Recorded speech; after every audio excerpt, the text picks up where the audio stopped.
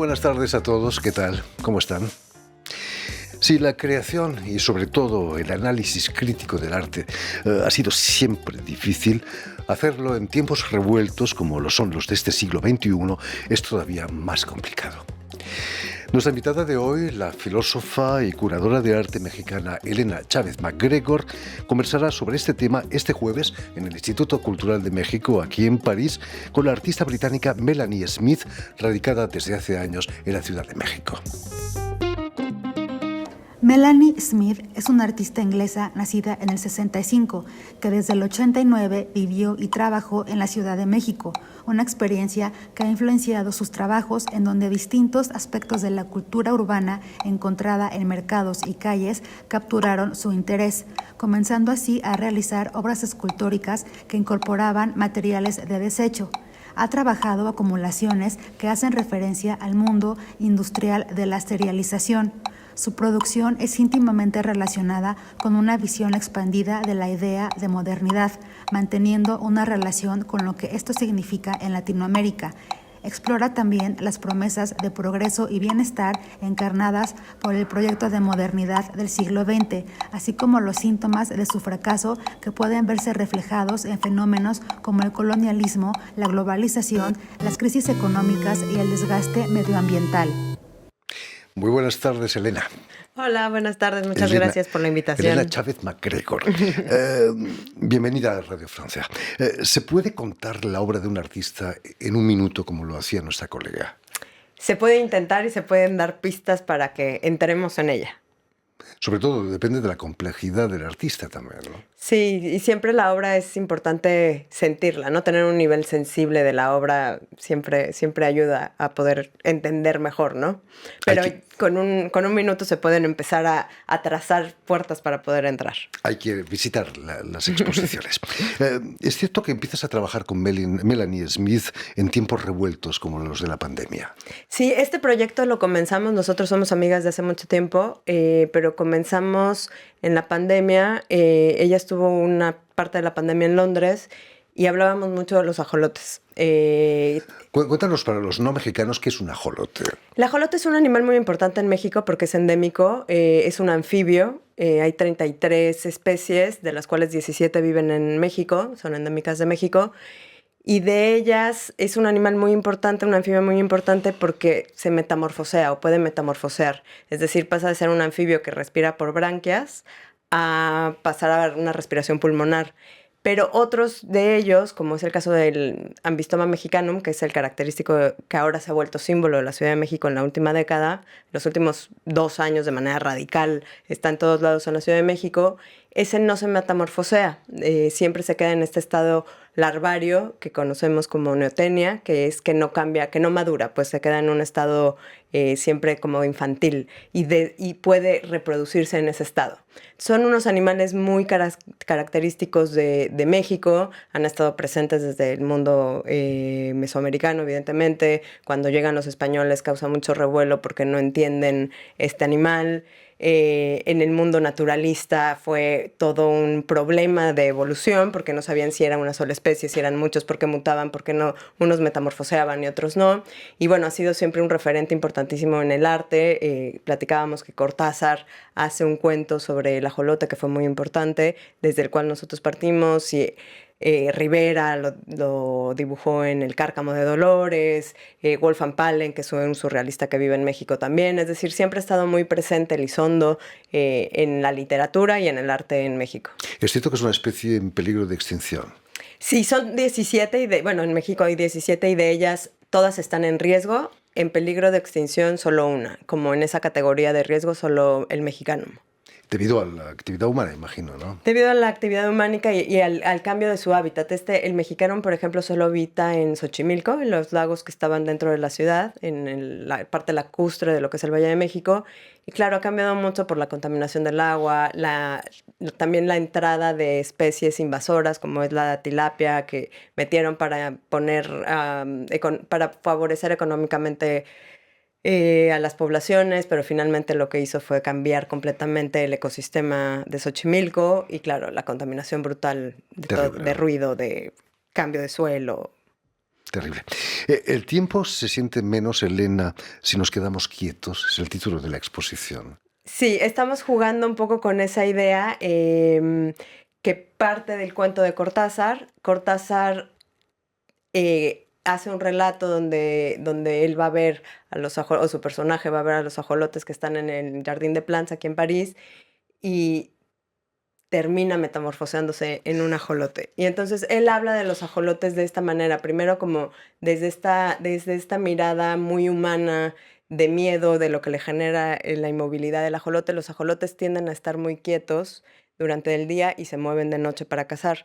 Entonces todo el relato es de esta inmovilidad y qué pasaba con esta inmovilidad. Entonces, bueno, nosotros queremos partir de ahí y hacer una reflexión de si realmente entendemos lo que es este animal o estamos proyectando en esta visión tan humana de pronto todas las características, o cómo podemos ver realmente al ajolote por lo que es y no tanto en la proyección de nuestras fobias, nuestros miedos, de este miedo a la otredad, ¿no? En la obra de Melanie Smith, la naturaleza está más que presente, ¿no? Es casi la protagonista de su obra. Sí, y Melanie ha trabajado mucho desde varios dispositivos. Ella es sobre todo pintora, y reflexiona sobre la imagen, sobre la representación, sobre las maneras que tenemos de mirar y cómo podemos generar otra imagen desde el arte de estas representaciones. Entonces tiene que ver mucho con la mirada a su trabajo. Permíteme que explique a nuestros oyentes, Elena, que has nacido en la Ciudad de México en 1979, si no me equivoco, y que eres doctora en filosofía por la UNAM. ¿Llegas a la filosofía a través del arte o es a través del arte que llegas a la filosofía? Llego al arte a través de la filosofía. Yo estudié estética. Dentro de las ramas que escogí de la filosofía, la que me llamó fue estética. Yo trabajé con Walter Benjamin, mi licenciatura, y después hice mi maestría en Barcelona, en teoría de crítica del arte, y ahí fui entendiendo otras cosas más concretas sobre el arte, y al final terminé volviendo al doctorado en filosofía con Rancière, con Jacques Rancière. Y desde ahí es que me aproximo, es decir, desde esta corriente filosófica sobre la estética es que me aproximo a pensar también el arte y la política, estética y política, arte y política, y qué podemos hacer desde el arte para seguir haciendo como una reflexión estética del mundo, ¿no? Imagino que tenías Hegel en la mesilla de noche. Sí, tenía Hegel, Heidegger, pero siempre los cercanos a mi corazón fueron Foucault, Rancière, Benjamin. Y luego, claro, además pasó el tiempo, también luego me convertí en mamá, y me hice feminista radicalmente. Entonces, bueno, ahora también son otra serie de lecturas, ¿no? Por ejemplo, mucho para este proyecto trabajamos con Catherine Malabou, esta filósofa francesa maravillosa, que ella trabaja mucho la idea de plasticidad, recuperando una idea también de Hegel, pero trabaja la idea de plasticidad y tiene un libro maravilloso sobre... Uno de los capítulos se llama El camino del ajolote, y justamente, bueno, el camino del anfibio, los caminos del anfibio, y que tiene que ver con la capacidad que tienen de regeneración los anfibios. Y en específico, el ajolote tiene una capacidad de regeneración mayúscula porque tiene mucho más capacidad genética de recuperación. Y ella habla de la plasticidad como esta capacidad de transformarnos, de moldearnos, de explotar también, que hay ahí una posibilidad de la repetición de ser diferentes. Entonces, claro, le da la vuelta a Hegel y a Derrida, y bueno, un poco nosotros también desde esa idea estamos acercándonos al ajolote. Es una forma de inteligencia, ¿no? La capacidad de adaptación. La adaptación, y los ajolotes tienen esta capacidad de regeneración donde pueden perder un órgano o un miembro de su cuerpo, una mano, un pie, lo que sea, la cola, y la pueden regenerar completamente sin dejar cicatriz. Pero lo que es maravilloso también es que, aunque es igual, es diferente. Nunca es exactamente igual a su manita previa, sino que tiene algunas diferencias en cómo se acomodan las células. Entonces va transformándose. Entonces en esa igualdad siempre hay un girito de diferencia que para Catherine Malabou es la capacidad de lo diferente, de la différence, como lo entendía Derrida, ¿no? Entonces como que permite darle la vuelta un poquito al argumento de la diferencia. Tenemos mucho que aprender, ¿no?, de los ajolotes. Mucho que aprender. La ciencia, sobre todo. Barcelona, tú que has estado en Barcelona, es la cuna de artistas como Picasso, Miró, Tapies. ¿Qué crees cuál es el secreto que una ciudad como Barcelona haya aceptado esas revoluciones en el mundo del arte?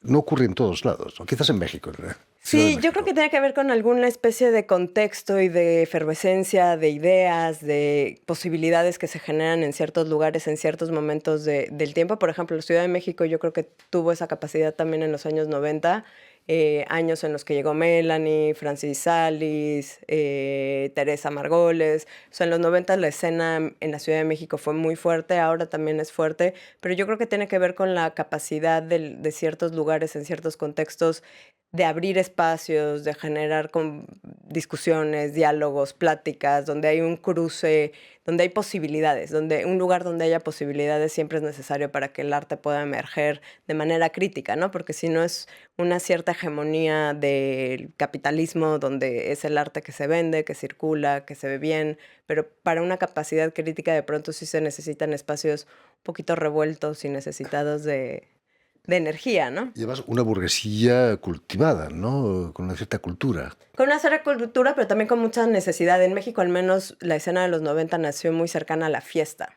Entonces también era la fiesta, una generación joven que no tenía salida en el contexto más clásico de la burguesía mexicana y que necesitaba salidas para poder encontrar la crítica necesaria al sistema, ¿no? Entonces, bueno, también era un momento muy duro donde el temblor había sucedido, se estaba cayendo el sistema hasta entonces vigente político. Entonces se necesita como cierta efervescencia en los, cierta necesidad, tiene que haber cierta porosidad, me parece, para que cosas pasen.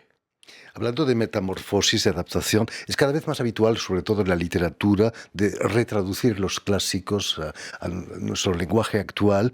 En el mundo del arte pasa algo parecido. La crítica cambia con el cambio, el paso del tiempo. Yo creo que la crítica va cambiando mucho y también porque la obra va obligando a transformarnos. Sobre todo con obra nueva, nos tiene que invitar a hacer nuevas ideas, a generar nuevos pensamientos, porque ya no da desde el mismo marco teórico que estábamos visitando, ¿no? La propia arte va marcando el ritmo de los parámetros de que tenemos para poder hablar y pensar con ella, ¿no? Si no, es que te quedas con un paradigma muy, muy antiguo y la obra cambia, o sea, la obra no deja de cambiar mientras pasa el Depende del tiempo. punto de vista, ¿no? Evidentemente, ¿no? Y también. Precisamente, Elena, la editorial Lumen acaba de publicar tu ensayo El listón y la bomba, el arte de Frida Kahlo. ¿Es cierto que tu casa, o la casa de tu madre, estaba a pocos metros de la Casa Azul, donde vivió durante La años casa de mi madre Frida? está a pocos metros de la Casa Azul. Yo no vivía en esa casa ya es cuando yo ya estaba viviendo fuera, pero sí, la casa de mi madre está entre la casa de Frida Kahlo y el estudio de Trotsky, justo a mitad de camino.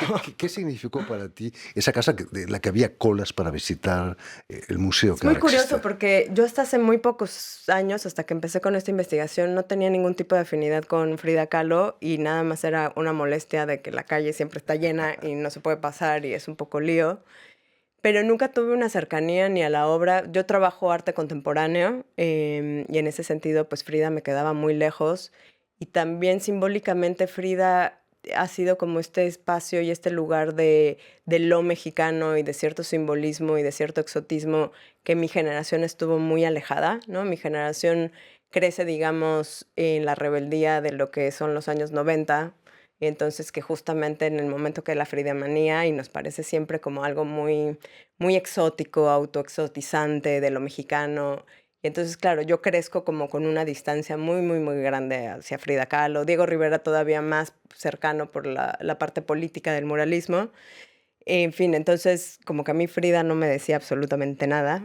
Y es la casualidad y la serendipia que me lleva a ver la obra de Frida Kahlo. Me invitan a una conferencia en Johannesburgo porque iba a haber hubo una exposición donde la primera vez que estuvo un cuadro de Frida Kahlo en África, en Johannesburgo, y me pidieron una recomendación porque había un centro de la UNAM ahí y yo recomendé a mis colegas, especialistas como tiene que ser, pero justo fue el final de la pandemia donde salió esta vertiente de Omicron, ¿se acuerdan? Que justo estaba, ¿te acuerdas, no? Que aparece que en Johannesburgo. Entonces estas colegas dicen, no podemos ir, yo no me arriesgo, no voy. Y estos colegas me dicen, pues tú tienes que venir, alguien tiene que venir. Y entonces digo, bueno, pues soy investigadora, podré leer a Frida y hacer alguna Aunque sea con ponencia. mascarilla. Sí, o sea, como sea, podré acercarme. Para eso trabajo como investigadora, ¿no? Y lo que encontré fue una revolución para mí. O sea, yo no tenía pensado que esto me iba a pasar, pero justamente revisar la obra, revisarla sin el prejuicio de las lecturas antiguas y más bien tratando de conectarla con las lecturas contemporáneas que yo tengo sobre ciertos temas como la maternidad, el feminismo, la ecología, más allá de lo humano, y pensar desde esas categorías eso que habría la obra, y pensar la obra y no la biografía de Frida Kahlo. Porque se ha considerado la obra pictórica de Frida Kahlo como autobiográfica. No es cierto eso, ¿no? Hay mucho de su vida y de la vida en la obra. Hay una potencia de vida en la obra que a mí me parece mayúscula, pero sobre todo yo creo que el problema es que se ha leído, interpretado la obra desde la biografía. Entonces, muchos casos, por ejemplo, hay un cuadro que se llama Unos cuantos piquetitos, que es un cuadro muy pequeño donde se ve el cuerpo de una mujer asesinada.